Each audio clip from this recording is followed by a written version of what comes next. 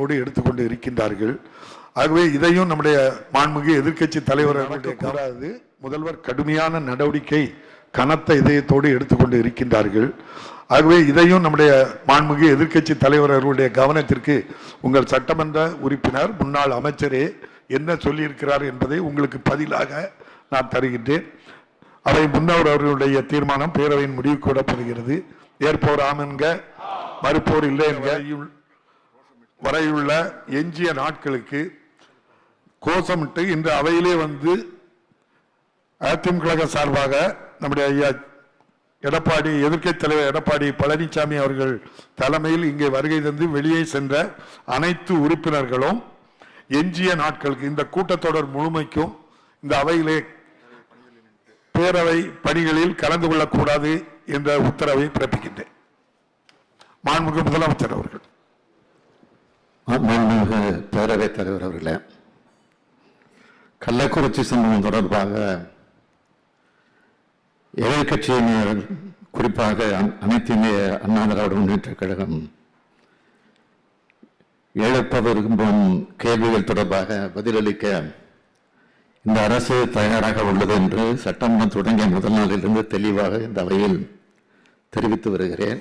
தாங்களும் அதை தொடர்ந்து சொல்லிக் கொண்டிருக்கிறீர்கள்.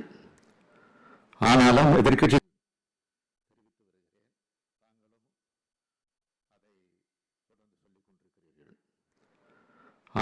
எதிர்க்கட்சி தலைவர் அவர்கள் மனமில்லாமல் மக்கள் வெளியில் சென்று பேசுவது என்பது இந்த பேரவையினுடைய மாண்புக்கும் மரபுக்கும் ஏற்புடைய செயல் அல்ல.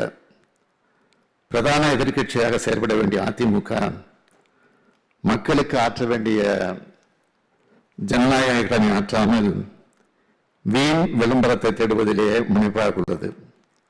ஆனால் இந்த துயர சம்பவம் குறித்து உண்மையான அக்கறையுடன் உரிய நடவடிக்கைகளை இந்த அரசு மேற்கொண்டிருக்கிறது.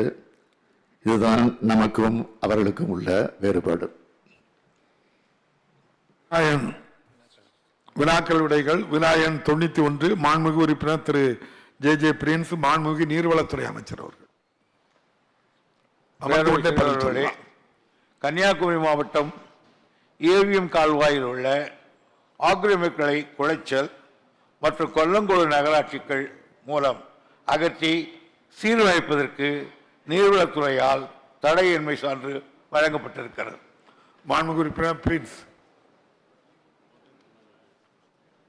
மாண்புமிகு பேரவைத் தலைவர் அவர்களே, கன்னியாகுமரி மாவட்டத்தில் குளச்சல், கிள்ளியூர் சட்டப்பேரவை பகுதிகளுக்கு மிகவும் இன்றியமையாத தேவை ஏபிஎம் சேனல் என்பதை உங்கள் முன்னாலே சொல்கிறேன்.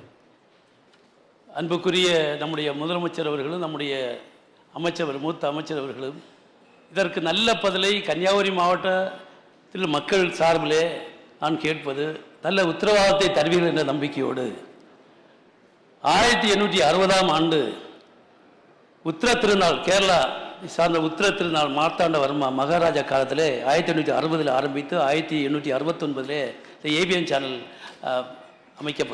ஆரம்பிக்கப்பட்டது. இதற்கு பர்பஸ் என்னன்னா, போக்குவரத்து, வியாபாரம், மக்கள் எளிதில் செல்வதற்கு வழியை காண்பது தான் அதற்கு முக்கியமாக பணியாக இருந்தது. இன்றைக்கி கேரளா ஆளுமைக்குள் இருந்த அரசருடைய ஆளுமைக்கு இருந்த காரணத்தால் அதற்கு அவங்க மைண்ட் செட்டில் உப்பு நீர் வரக்கூடாது. ரெண்டாவது, உடனுக்குடன் செய்திகளை தெரிந்து கொள்ள சன் நியூஸ் பெல் ஐகானை கிளிக் பண்ணுங்க.